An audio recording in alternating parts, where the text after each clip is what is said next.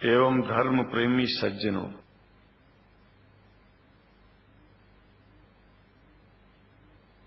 भगवान की जब कृपा होती है तो कभी धर्म की सच्चाई को जानने का अवसर मिलता है। मुसलमानों के बीच में लगातार कई वर्षों से हम जा रहे हैं और भारतवर्ष में एक नई प्रथा का प्रारंभ किया मैंने कि जब जगत गुरु शंकराचार्य भी मुसलमानों के बीच में जाकर के उनके प्रेम को समझ सके और इस्लाम की सच्चाई को जान करके इस्लाम को सारी दुनिया में एक इंसानियत का सबसे बड़ा पाठ सिखाने वाला धर्म मानने के लिए लोगों को समझावे।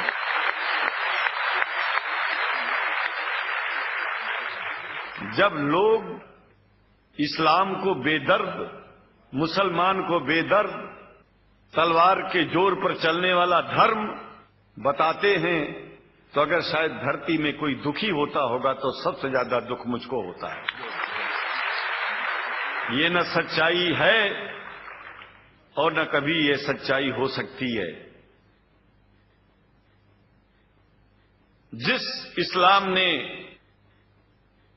पहला कलमा ही कुरान शरीफ का ये बताता है कि नहीं है इबादत के काबिल सिवाय परमात्मा के और कोई, ला इलाहा इल्लल्लाह मोहम्मद रसूल अल्लाह।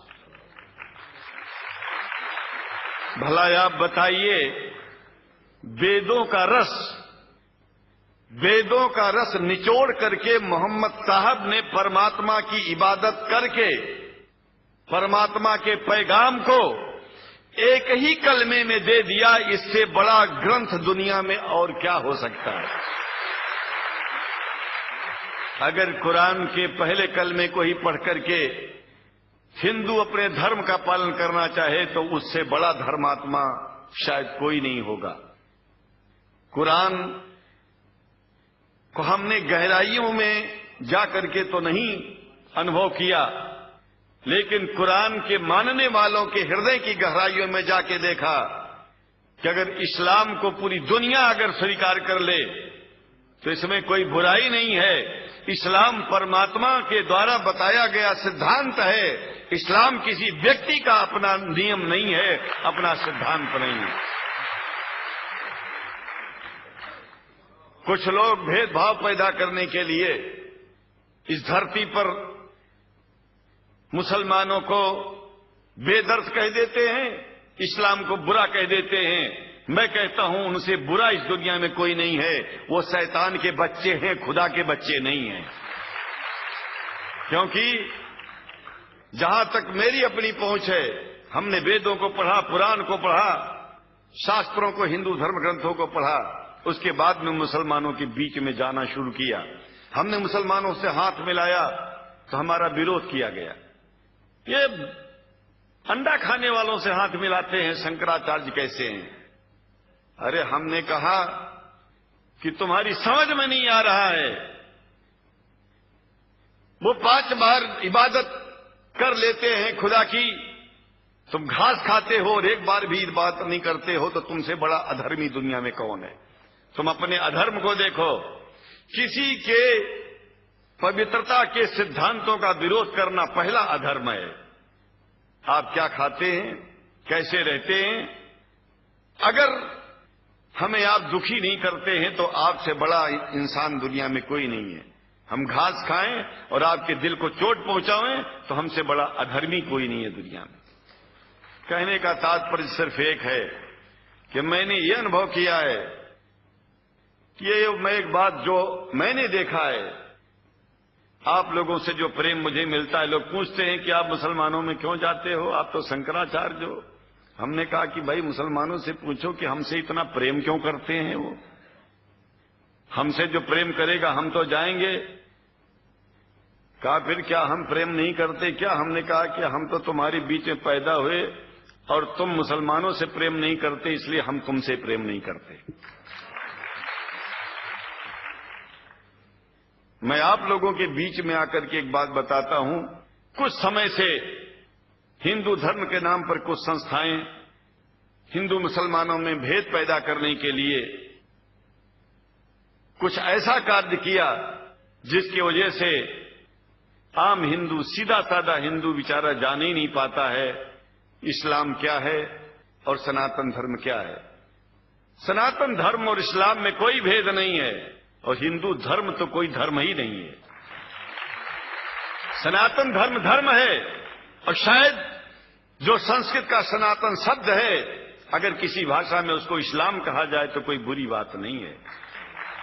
इस्लाम और सनातन में कोई भेद नहीं है, क्योंकि परमात्मा एक है, परमात्मा सबका है।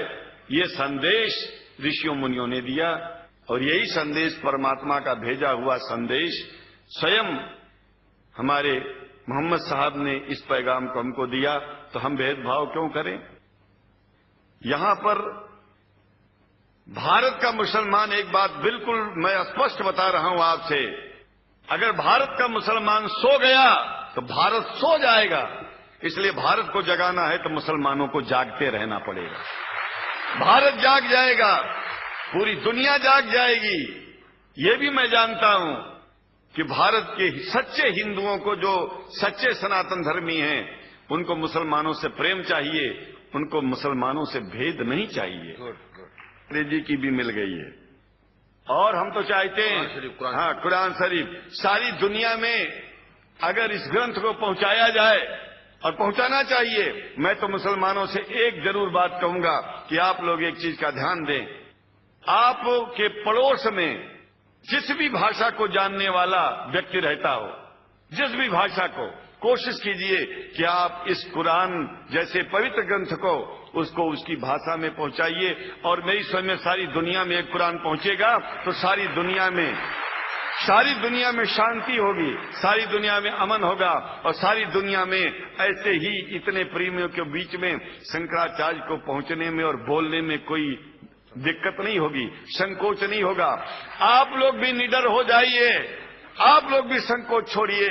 हम जानते हैं कभी कभी संकोच में, कभी कभी इस देश के कुछ जो फिरका परस्त लोग हैं, उनकी उल्टी सीधी योजनाओं में हम लोग एक दूसरे से मिल नहीं पाते। हम हाथ पसारे हुए आपके सामने खड़े हैं, आए हैं, हम आपको गले से लगा रहे हैं, लगाते हैं, दिल भी मिलाएंगे, गला भी मिलाएंगे और जरूरत पड़ गई तो आप लोगों के लिए दिल कटाने की और सिर कटाने की जरूरत पड़ जाए तो इस्लाम की रक्षा के लिए शंकराचार्य आपका साथ देगा।